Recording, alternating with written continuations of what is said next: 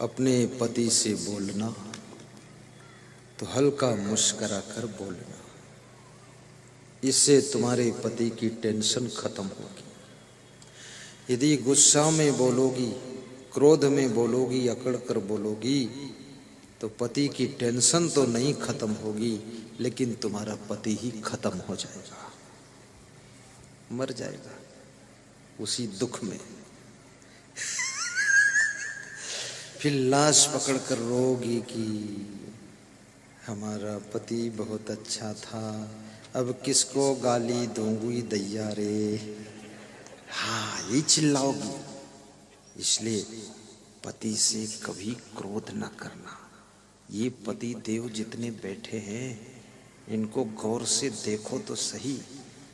ये तुम्हारे लिए रात दिन चिंता टेंशन में डूबे रहते हैं और ये यही सोचते रहते किस तरह अपनी पत्नी को अच्छी साड़ी पहनाऊं, किस तरह से अपने वाइफ के लिए अमेरिका के चप्पल ले आऊं, बॉम्बे की घड़ी पहना दूं, दुबई की पायल चमका दूं और चूड़ियां आगरे की पहना दूं और रसोई ऐसी बना दूं बिना धुआं के भोजन बन जाए। ये हर समय तुम्हारी चिंता करते हैं। इन पर थोड़ी दया रखना, कृपा रखना और इनसे मुस्कुरा कर बोलना तो इनकी टेंशन कम हो जाएगी। और जितनी उम्र बढ़ती जाए, बुढ़ापा आता जाए, उतना मुस्कुराहट बढ़ाते रहो। झूठ मूठ भी खीसे काटना सीखो।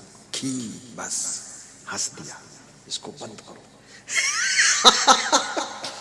थोड़ा हंसना चाहिए अपने पति के साथ।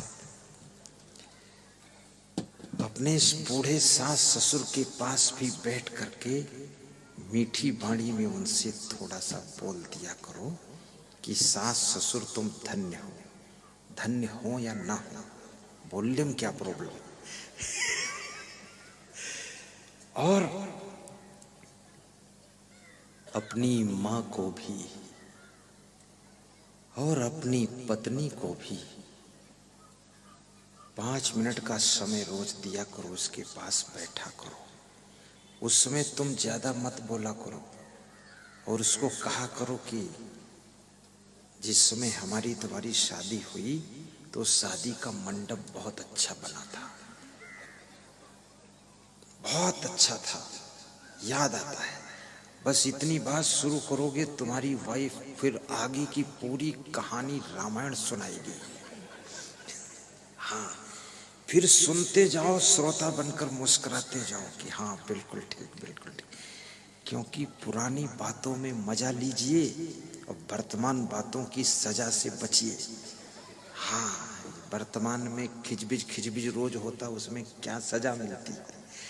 और ये भी कहिए कि तुम्हारी माँ महान है जो तुम जैसी बेटी को जन्म दिया। हालांकि तुमको पता है ये चंडिका है, हैरान करती, लेकिन फिर भी बोलो, थोड़ा कुछ ऐसा करो यार। और जब उसी के साथ में भाग्य था और शादी हो ही गई और पति पत्नी बन ही गए तो अब निभाना तो है ही। अब छुट्टी तो पाओगे नहीं, क्योंकि आपके भाग्य में तो यही थी काली देवी कलकत्ते की। तो इसी को लेकर डोलो, यही राम डोल डोलाते रहो। और जो पति मिला है समझो ये किस्मत में यही पति था, तो उसको ही स्वीकार कर लो और उसी से खुश रहा करो। और अपने पति का रंग मत देखो कि रंग काला है कि गोरा है, सुंदर है कि बंदर है, ये मत देखो। सिर्फ उसका ढंग देखो, रंग नहीं ढंग, कि मेरे पति का जीने का ढंग अच्छा है, रंग अच्छा हो ना हो। और रंग वंग तो इस दुनिया में किसी का अच्छा रह नहीं जाता है, क्योंकि इतनी टेंशन है, इतना तनाव है, इतना लफड़ा है कि चेहरा देखने का टाइम ही नहीं है लोगों को। कहीं 10 साल में एक पुरुष लोग चेहरा बहुत कम देखते हैं, कहीं साल 2 साल में 2-4 बार शीशा देखते हैं तो उनको लगता है ये भूत खड़ा है कि मैं खड़ा हूं।